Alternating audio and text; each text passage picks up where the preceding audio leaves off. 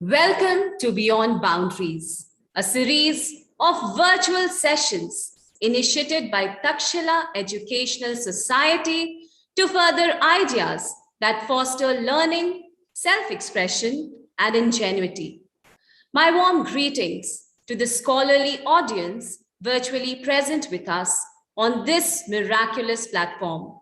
I welcome our guests of honor, the eminent judges, acclaimed invitees, our stellar participants, and all the students. It is indeed a delight to be welcoming you all to this momentous occasion, intended to channelize and showcase the unmatchable oratory skills that our budding young verbalizers possess. At Delhi Public School, Patna, Pune, Ludhiana, Coimbatore, we always try to generate opportunities to create an encouraging atmosphere for our students to enhance their fitness and exhibit their talent. Takshila Open Mic, a battle of oratory skills, is an endeavor in the same direction. Today is the first day of this 3-day event wherein we shall see the final streaming of Elocution. On this momentous day, let's think of how far we have come and how far we have to go. Along with multifarious struggles and triumphs, there is much more to thrive and much more to express. So, let's rejoice in this majestic journey. To judge these budding elocutionists, we have a panel of eminent personalities from the world of language and literature. I am pleased to present Dr. Sonia Bharadwaj, PhD in English Literature. She has an experience of 15 years of teaching in schools and colleges. She teaches English in JG Public School, Jaipur. With her on the panel is Ms. Alia Khan, currently the head faculty of English and member of academic panel, New Era High School, Panchgani. She has been teaching junior college and IGCSE students for past 22 years. She is an accredited examiner for IGCSE, first and second language. I also welcome Dr. C. Swathi, Head of Department, English, Dr. G.R. Damodaran College of Science. She is a certified trainer of Business English certification and is also working as a language editor in Texila American University. 12 articles have been published under her name in national and international journals. Also on the panel is Mrs. Mobina Hussain, a multilinguist and teacher of French at Darbhanga House, Patna University, and Patna Women's College. She has also served as a principal of an eminent school for 6 years, and she is an avid reader. With a warm and fervent heart, I welcome all the judges. Laughter is the closest distance between two people, and a day without laughter is a day wasted. And these young participants are here to celebrate this sense of humor as the theme of the elocution today. Before we begin, few important points to be kept in mind by the participants. Contestants need to deliver their chosen piece in a standing position wherein they are fully visible and audible to the judges. Participants should adhere to the allocated time. I can sense the rising enthusiasm of the shining stars as well as our audience. So, without much ado, let's start the elocution. Everyone, let's put your hands together to welcome the first speaker, code number E01. I invite code E01. Good evening, everyone. My code is E01. and I'm here to recite the poem, The Dentist and the Crocodile by Roald Dahl. The crocodile with cunning smile sat in the dentist's chair. He said, right here and everywhere, my teeth require repair. The dentist's face was turning white. He quivered, quaked and shook. He muttered, I suppose I'm going to take a look. I want you, the crocodile declared, to do the back ones first. The molars at the very back are easily the worst. He opened wide his massive jaws. It was a fearsome sight. At least 300 pointed teeth, all sharp and shining white. The dentist kept himself well clear. He stood 2 yards away. He chose the longest brook. He had to search out the decay. I said to do the back ones first, the crocodile called out. You are too far away, dear sir, to see what you're about. To do the back ones properly, you've got to put your head deep down inside my great big mouth. The grinning crocky said.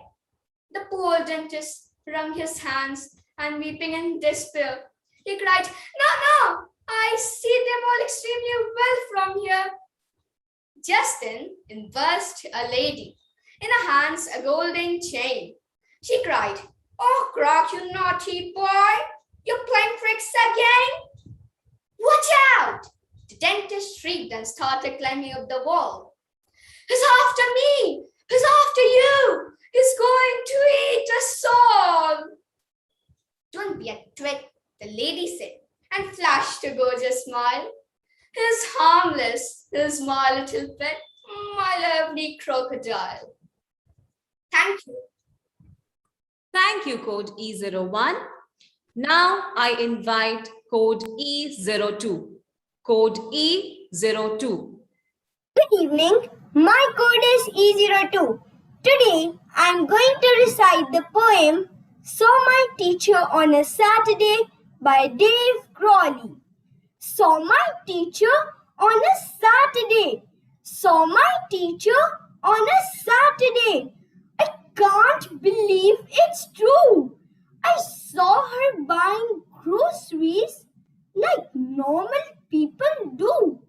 She reached for bread and turned around, and then she caught my eye. She gave a smile and said, Hello. I thought that I would die. Oh, hi. Hello, Miss Appleton. I mumbled like a fool. I guess I thought that teacher types spent all their time at school. To make the situation worse, my mom was at my side. So many rows of jars and cans, so little room to hide. Oh, please, I thought, don't tell my mom what I did yesterday. I closed my eyes and held my breath and hoped she'd go away. Some people think it's fine to let our teachers walk about, but when it comes to Saturdays, they shouldn't let them out. But when it comes to Saturdays, they shouldn't let them out. Thank you. Thank you, Code E02. Now I invite Code E03. Code E03. Good evening, everyone. My code is E03. I am here to recite the poem Smartphone Dumb User by Rick W. Cotton. My new phone is smart. I guess that I'm not amazing what all this year. Smartphone has got TV and video and internet too. There is just no limits to what it can do. Check my blood pressure and my temperature without even probing all my apertures. I now know a time in Paris or Greece. I can track the migration of thousands of geese. Or find Chinese food. It's see on the map. Oops, my finger just slipped. Now, where was that at? A camera. Now I can take shots of everyone I know. Who would rather I not? Push this here button and take me a selfie. If it had a nose, would this thing take a selfie?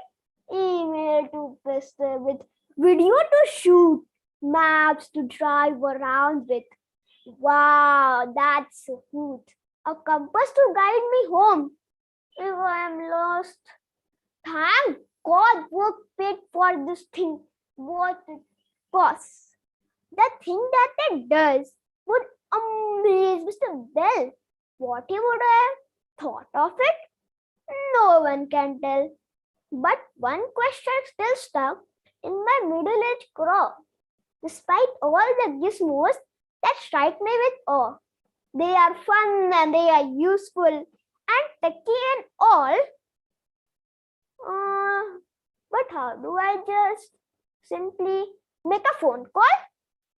Thank you. Thank you, code E03. Now I invite code E04. Code E04. Good evening, everyone. My code is E04, and I'm here to recite the poem Little Red Riding Hood and the Wolf by Roald Dahl.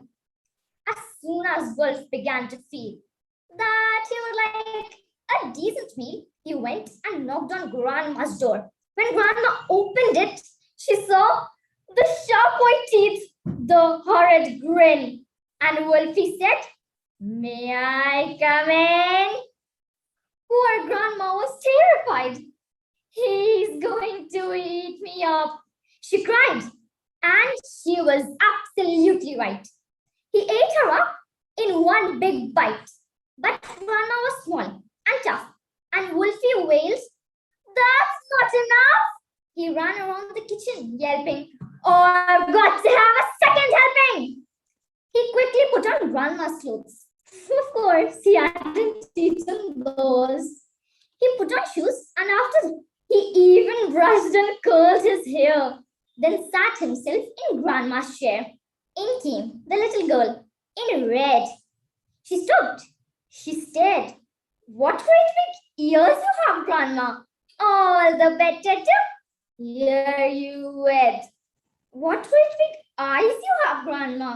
All the better to see you with." "But Grandma, what a lovely, great, big furry coat you have on." "That's wrong. Have you forgot to tell me what big teeth I've got?" "Ah, well, no matter what you say, I'm going to eat you anyway." The small girl smiles. She aims it at the creature's neck, and bang, bang, bang, she turned him red. A few weeks later, in the wood, I came across Miss Riding Hood. But what a change! No cloak or frig, no silly hood upon her head. She said, "Hello, and do please note my lovely furry wolfskin coat." Thank you. Thank you, code E04. Now I invite code E05. Code E05. Good evening, everyone.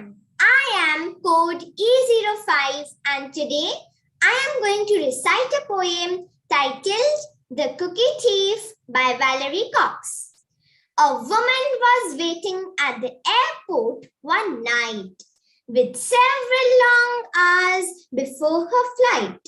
She hunted for a book in the airport shop, bought a bag of cookies, and found a place to drop. She was engrossed in her book, but happened to see that the man beside her, as bold as could be, grabbed a cookie or two from the bag between, which she tried to ignore to avoid a scene. She read, munched cookies, and watched the clock as the gutsy cookie thief diminished her stock. She was getting more irritated as the minutes ticked by, thinking, If I wasn't so nice, I would blacken his eye. With each cookie she took, he took one too. When only one was left, she wondered, what would he do? With a smile on his face and a nervous laugh, he took the last cookie and broke it in half. He offered her the half and ate the other. She snatched it from him and thought, oh, brother, this guy has some nerve and he's also so rude. Why didn't he show any gratitude? She had never known when she had been so galled and sighed with relief when her flight was called. She gathered her belongings and headed for the gate, refusing to look at the thieving ingrate. She boarded the plane and sank in her seat, then sought her book, which was almost complete. As she reached in her baggage, she gasped in surprise. There were her bag of cookies in front of her eyes. If mine are here, she moaned with despair. Then the others were his, and he tried to share. Too late to apologize. She realized with grief that she was the rude one, the ingrate, the thief. Thank you. Thank you, code E05. Now I invite code E06. Code E06. Good evening, everyone. My code is E06. Today, I'm going to recite the poem Colonel Fazakali Butterworth's Toast by Charles Causley. Colonel Fazakali Butterworth Toast bought an old castle, complete with a ghost. On the very first evening while waiting to dine, the colonel was taking a fine cherry wine, when the ghost, with a furious flash and a flare, shot out of the chimney and shivered, beware. Colonel Fazakali put down his glass and said, my dear fellow, that's really first class. I just can't conceive how you do it at all. I imagine you're going to a fancy dress ball. The ghost in his phosphorus cloak gave a roar and floated about between ceiling and floor. He walked through a wall and returned through a pane. He barked up the chimney and came down again, said the colonel with laughter. I'm feeling quite weak, as trickles of merriment ran down his cheek. My housewarming party, I hope you won't spurn. You must say you will come and you will give us a turn. At this, the poor spectre, quite out of his wits, proceeded to shake himself almost to bits. He rattled his chains and he clattered his bones, and he filled the whole castle with mumbles and moans. But Colonel Fazakali, just as before, was simply delighted and called out, Encore! At which the ghost vanished, his efforts in vain, and never was seen at the castle again. Oh dear, what a pity, said Colonel Fazak. I don't know his name, so I can't call him back. And then, with a smile that was hard to define, Colonel Fazakali went in to dine. Thank you. Thank you, code E06. Now I invite code E07. Code E07. Good evening, everyone. I am code E07. Today, I am going to recite a poem titled The Dentist and the Crocodile by Roald Dahl. The crocodile, with a cunning smile, sat in the dentist's chair. He said, right here and everywhere, my teeth require repair. The dentist's face was turning white. He quivered, quaked, and shook. He muttered, I suppose I'm going to have to take a look. I want you, Crocodile declared, to do the back ones first. The molars at the very back are easily the worst. He opened wide his massive jaws. It was a fearsome sight. At least 300 pointed teeth, all sharp and shining white. The dentist kept himself well clear. He stood 2 yards away. He chose the longest probe he had to search out the decay. I said to do the back ones first, the crocodile called out. You're much too far away, dear sir, to see what you're about. To do the back ones properly, you've got to put your head deep down inside my great big mouth, the grinning crocky said. The poor old dentist wrung his hands and weeping in despair, he cried, No, I see them all extremely well from here. Just then, in burst a lady, in her hands a golden chain. She cried, Oh, Croc, you naughty boy, you're playing tricks again. Watch out, the dentist shrieked and started climbing up the wall. He's after me, he's after you. He's going to eat us all. Don't be a twit, the lady said, and flashed a gorgeous smile. He's harmless. He's my little pet, my lovely crocodile. Thank you. Thank you, code E07. Now I invite code E08. Code E08. Good evening, everyone. My code is E08. I would like to recite the poem English is a Pain by Ellen Belter. Here I sit in the English class. The likelihood is that I won't pass. And F on my report card would be worse than swallowing glass. It's not that I haven't studied till late at night, but the rules are so confusing. I simply can't get them right. Our teacher says, heed my advice, you must study and sacrifice. But if mouses are lice and blouses are lice, how come blouses aren't lice? The confusion really abounds when adding essays to nouns. Gooses are geese, but mooses aren't geese. Somebody sent in the clowns. 2 ultimatums are ultimata and a couple of determinata. So, would you accept it would be correct for a bunch of clowns to later? And if more than one octopus are octopi and the plural of ox is oxen, shouldn't a couple of buzzers be buzzy and a pair of foxes be foxen? Let's talk about spelling a while, specifically letters which are silent. Words like psychologist and wreck surely make all of us violent. And another example which is quite plain, which is really hard to explain. If it's I before E except after C, then what about fin and rain? The final example determines how I do whether I pass or fail. I have prepared as much as I can tell to the last detail. I give my very best in just a while and take a relaxing restaurant topical aside. Thank you. Thank you, code E08. Now I invite code E09. Code E09. Good evening, everyone. My code is E09. Today, I'm here to recite the poem Be Glad, Your Nose is on Your Face by Jack Prelinsky.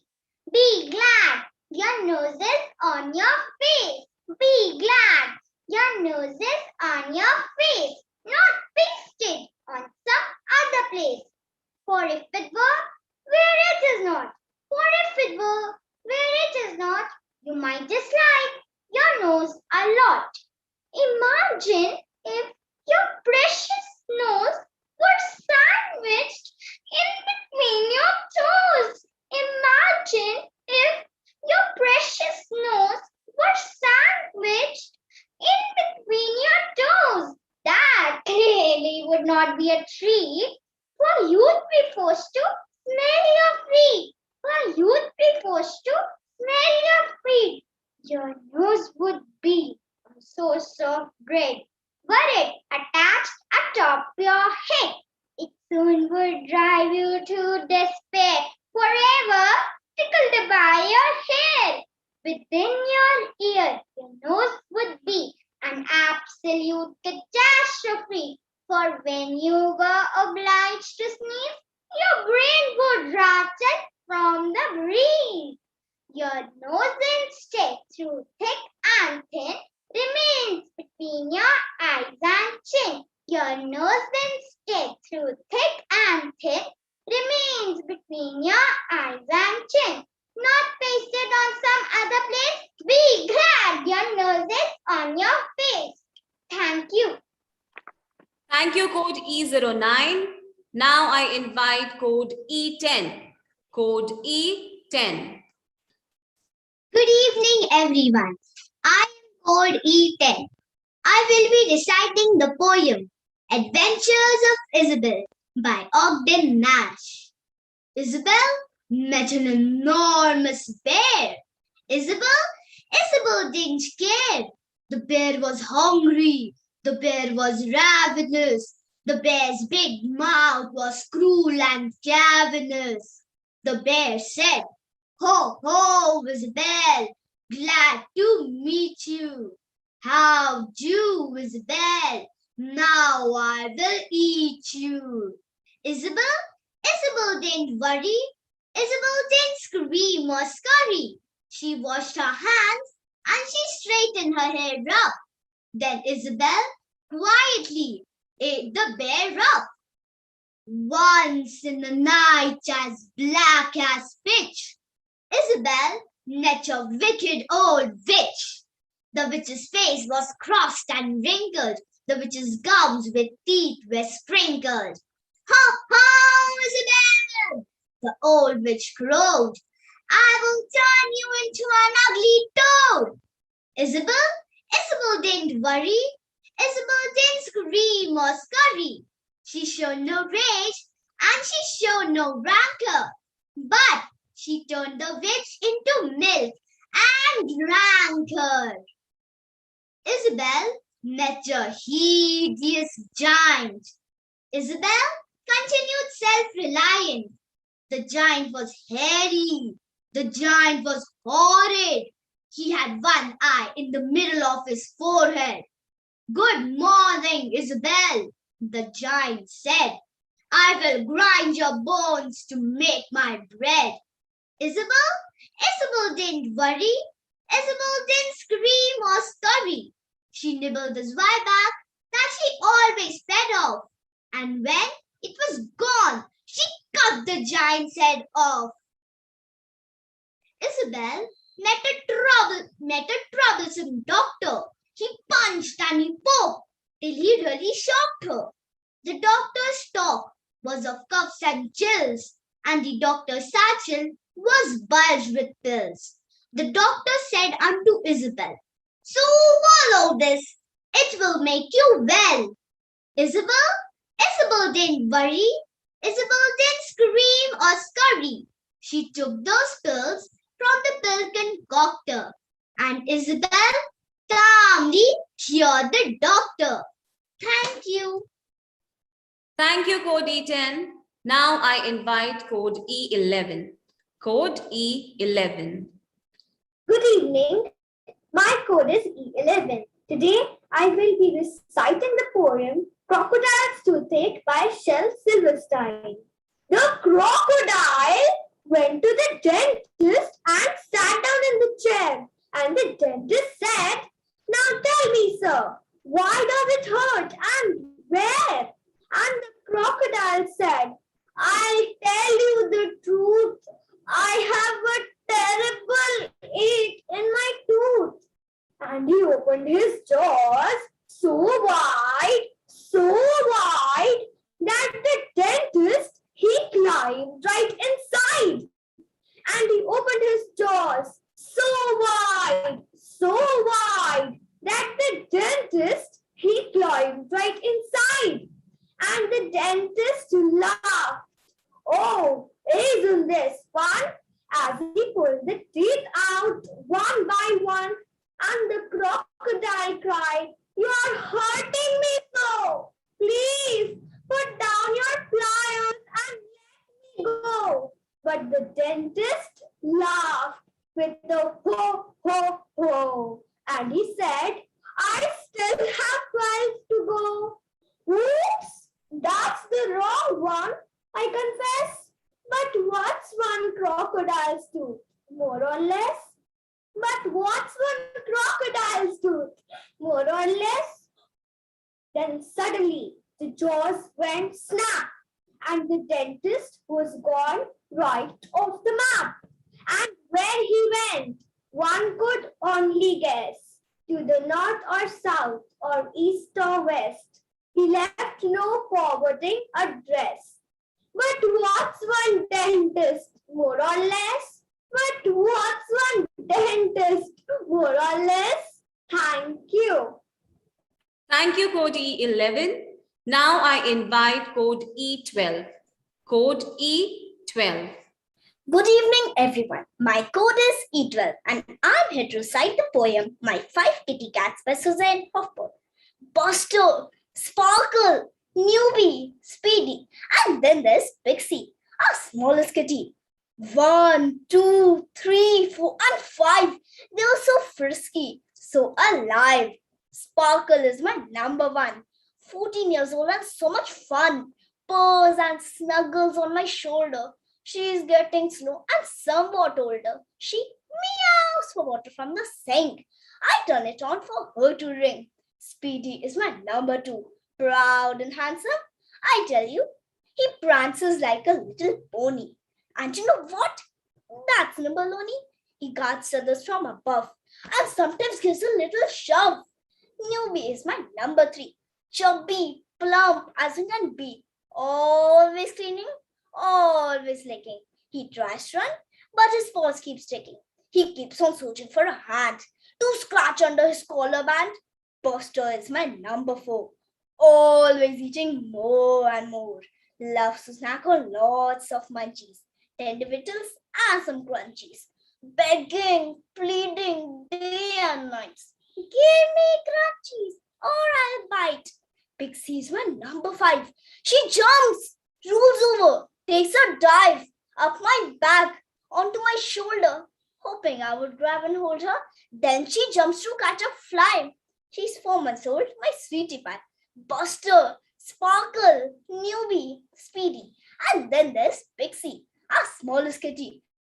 5, 4, 3, 2, and 1. I love my kitty cats. They're so much fun. Thank you. Thank you, Code E12. Now I invite Code E13. Code E13. Good evening, everyone. I am code E13. I will be reciting the poem Little Red Riding Hood and the Wolf by Roald Dahl. As soon as Wolf began to feel that he would like a decent meal, he went and knocked on Grandma's door. Grandma opened it. She saw sharp white teeth, the horrid grin, and Wolfie said, "May I come in?" Poor Grandmama was terrified. "He's going to eat me up," she cried, and she was absolutely right. He ate her up in one big bite. But Grandmama was small and tough, and Wolfie wailed, "That's not enough. I haven't yet begun to feel that I have had a decent meal." He ran around the kitchen yelping, "I've got to have a second helping," then added with a frightful leer, "I'm therefore going to wait right here till little Miss Red Riding Hood comes home from walking in the woods." He quickly put on Grandma's clothes. Of course he hadn't eaten those. He dressed himself in coat and hat. He put on shoes, and after that, he even brushed and curled his hair, then sat himself in Grandma's chair. In came the little girl in red. She stopped, she stared, and then she said, "What great big ears you have, Grandma." "All the better to hear you with," the wolf replied. "What great big eyes you have, Grandma," said Little Red Riding Hood. "All the better to see you with," the wolf replied. He sat there watching her and smiled. He thought, "I'm going to eat this child. Compared with her old grandmama, She's going to taste like caviar. Then Little Red Riding Hood said, But Grandma, what a lovely great big furry coat you have on. That's wrong, cried Wolf. Have you forgot to tell me what big teeth I've got? Ah, well, no matter what you say, I'm going to eat you anyway. The small girl smiles, one eyelid flickers. She whips a pistol from her knickers. She aims it at the creature's head, and bang, bang, bang, she shoots him dead. A few weeks later, in the wood, I came across Miss Riding Hood. But what a change! No cloak of red, no silly hood upon her head. She said, Hello, and do please note my lovely furry wolfskin coat. Thank you. Thank you, code E13.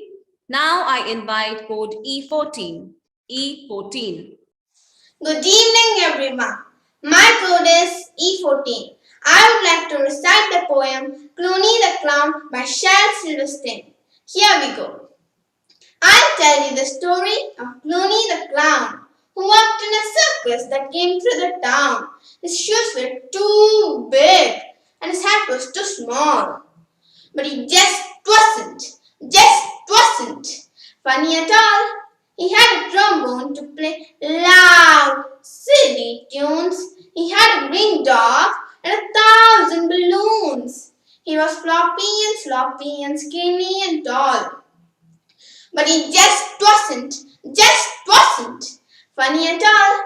And every time he did a trick, everyone felt a little sick. And every time he stood on his head, everyone screamed, Go back to bed! And every time he made a leap, everybody fell asleep. One day he said, I'll tell this town how it feels to be an unfunny clown. And he told them all why he looked so sad. And he told them all why he felt so bad. And after he finished his tale of woe, did everyone cry? Oh no. They laughed until they shook the trees with ha-ha-has and hee-hee-hees. They laughed with howls and yowls and shrieks.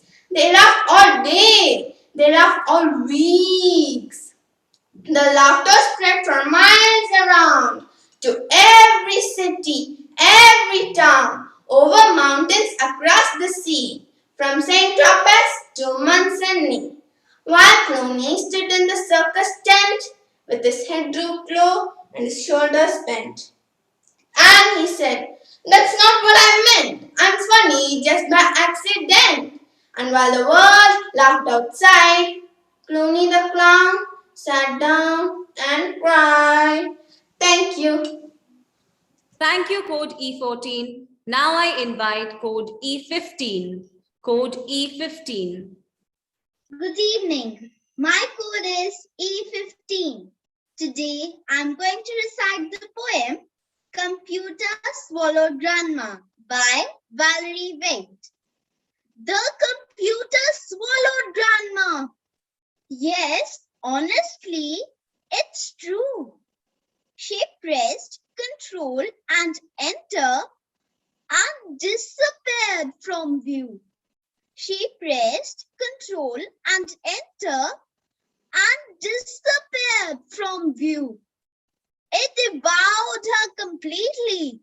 The thought just makes me squirm. It devoured her completely. The thought just makes me squirm. She must have caught a virus or been eaten by a worm I have searched through the recycle bin and files of every kind. I have even used the internet, but nothing did I find. In desperation, I asked Jeeves my searches to refine. In desperation, I asked Jeeves my searches to refine. The reply from him was negative. Not a thing was found online. Not a thing was found online. So, if inside your inbox, my grandma you should see. So, if inside your inbox, my grandma you should see, please copy, scan, and paste her in an email back to me.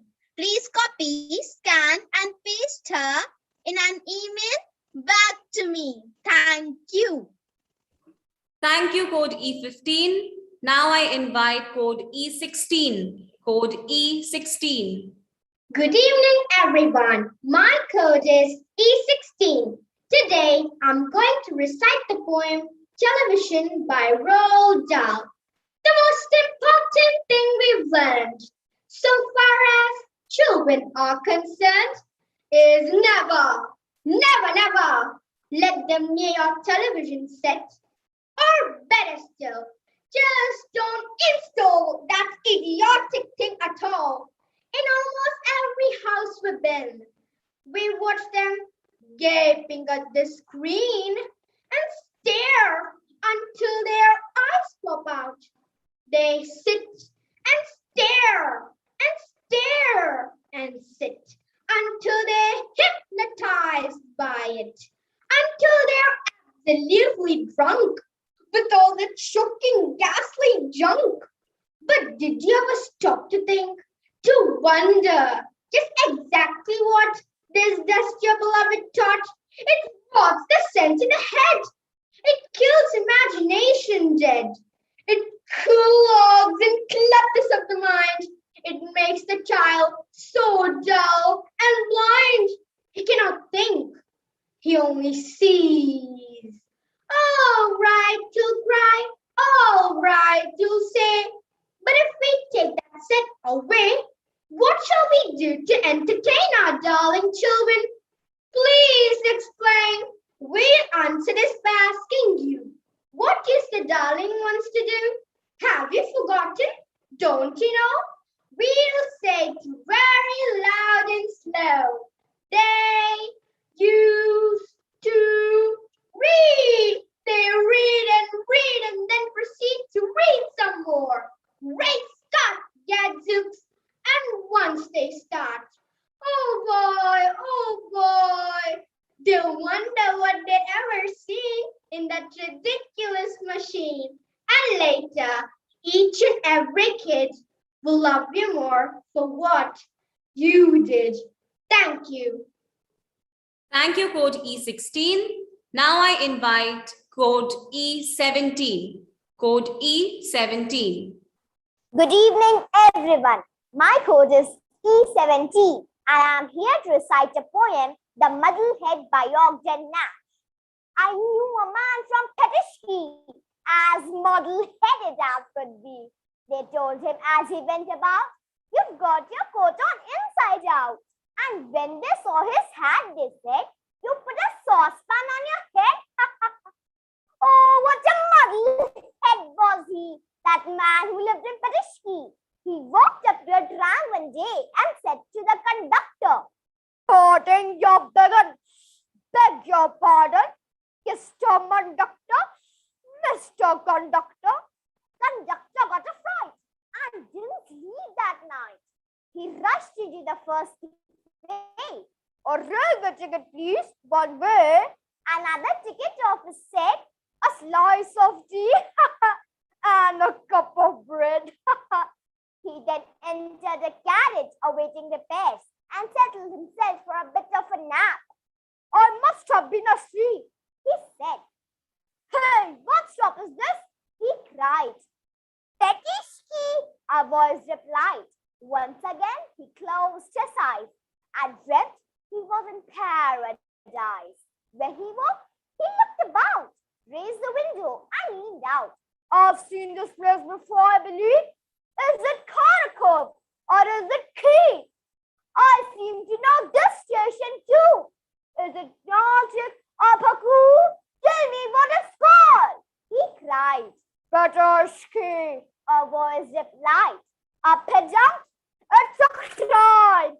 It's a crown! I've been running all this time, and here I am where I began. That's no way to reach a man. That's no way to reach a man. Oh, what a muddlehead was he. That man who lived in Petisky. That man who lived in Petisky. Thank you.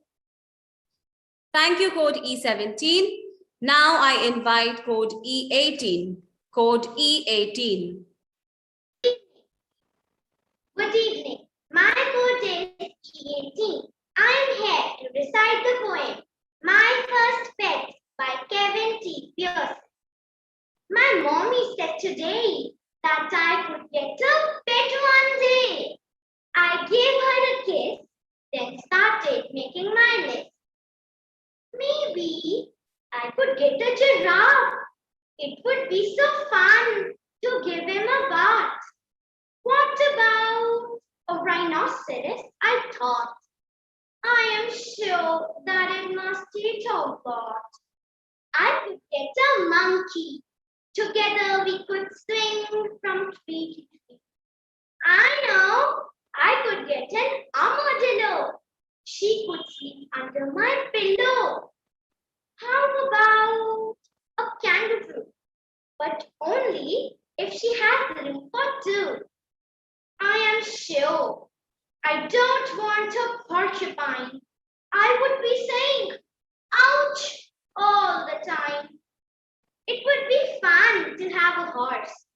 He would have to live outside, of course. Okay, maybe a hippopotamus. It will probably eat as much as the rhinoceros. An infant would be fun as can be if he doesn't sit on me. I could get along with the pig just fine, rolling in mud all the time. I gave my mom my lace. She bent down and gave me a kiss, put her hand to her heart and said, a fish would be a good start. Thank you. Thank you, code E18. Now I invite code E19. Code E19. Good evening, everyone. I'm code E19.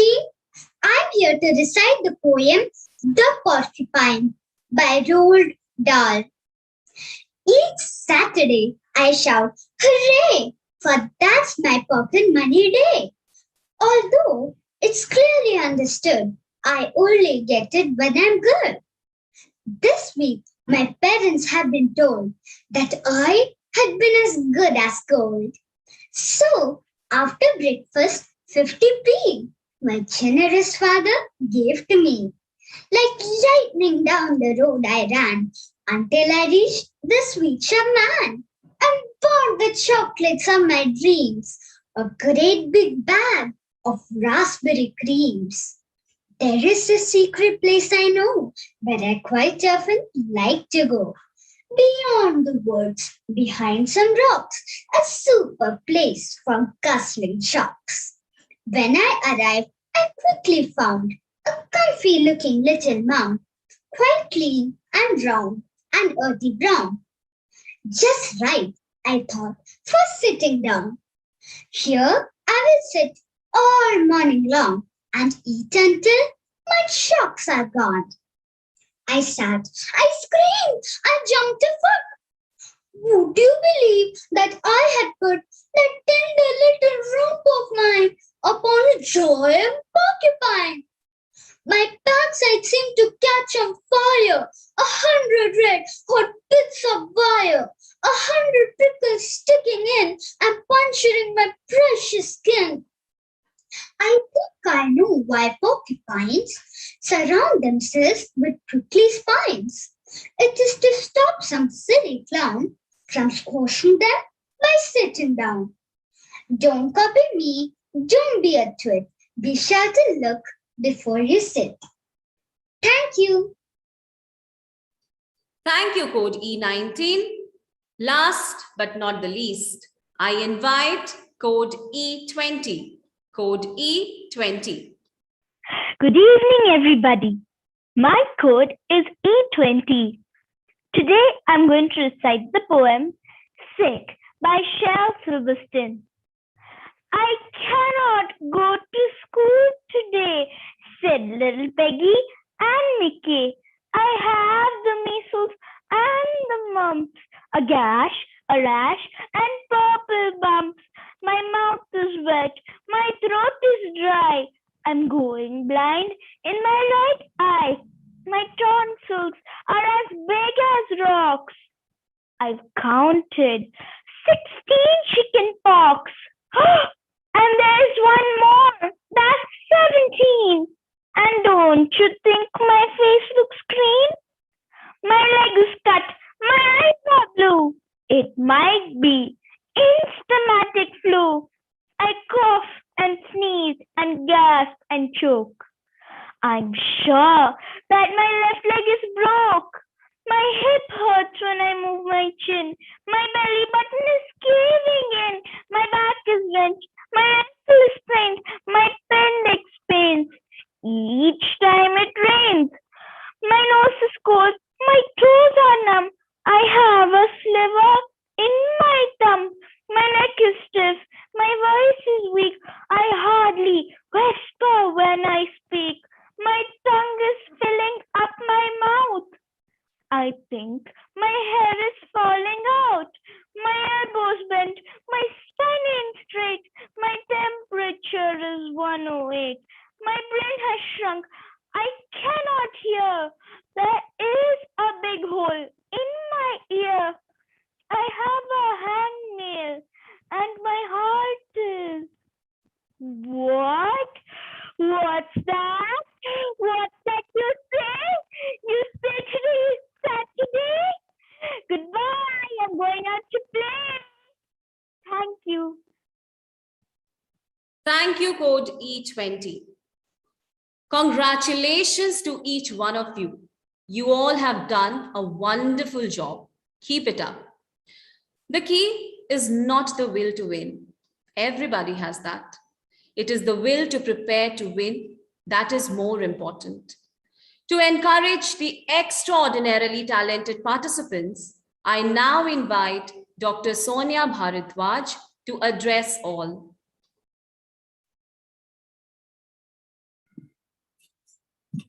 A very good evening to one and all. First of all, I would like to applaud all the participants. It's my honor to be one of the judges of today's competition. It has been a delightful experience to be a part of this contest and see these young, wonderful speakers.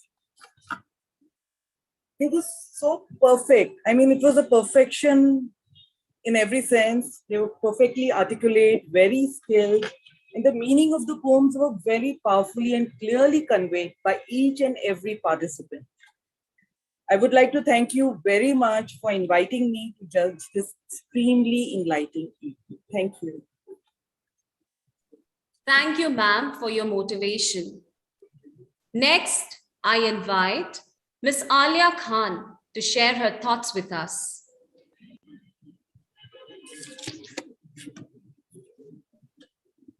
Good evening, everyone. It was such a pleasure to be part of this event. Thank you so much for inviting me. And to tell you very frankly, I found it very difficult to judge. And I was seriously hoping that I was not one of the judges and I should have been here just to watch them and to enjoy the expressions, the beauty of the deliveries, the diction, fluency, and how sweet they all looked. And I mean, the content of the poems, the way they had expressed themselves with their body language, the voice modulations, everything was so beautiful. I was totally mesmerized, and I'm really, really thrilled to be part of this event. Thank you so much. Congratulations to all the participants. All of you are winners, and I'm sure in the future you're going to be great orators, all of them, in fact.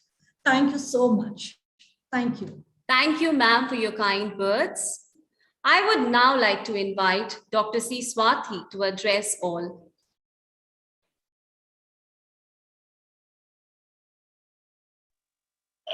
A very good evening to one and all present here. I'm Swati from Dr. J.R. Damodaran College of Science. So in this elocution competition, I find all the kids to be pitch perfect in their modulation and then in gestures that they used, everything they were completely, I watched them to be completely perfect. And I just want to wish them all a very good and great future. And I find a very good rhetoric quality in all the kids who have performed today. And I hope most of them will become very good rhetoricians in the future. And I just want to wish every one of them a very all the best. And I would like to take this opportunity to thank the management, the teachers, head, and the students for inviting me as a judge for this flamboyant event. Thank you all. Thank you, ma'am, for your inspiring words. Finally, I call upon Mrs. Mubina Hussain to speak to the audience.